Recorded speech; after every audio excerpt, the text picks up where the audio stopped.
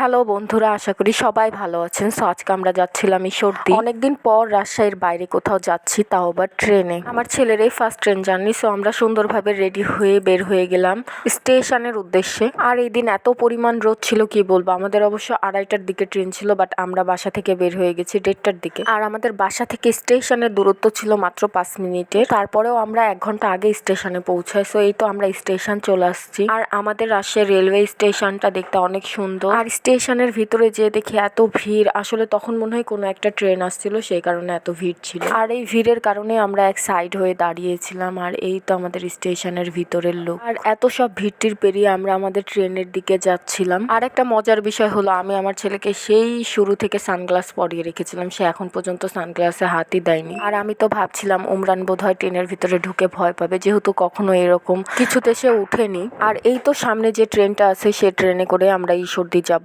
তারপর ট্রেনে বসার 1 ঘন্টা পরে ট্রেনটা ছাড়লো।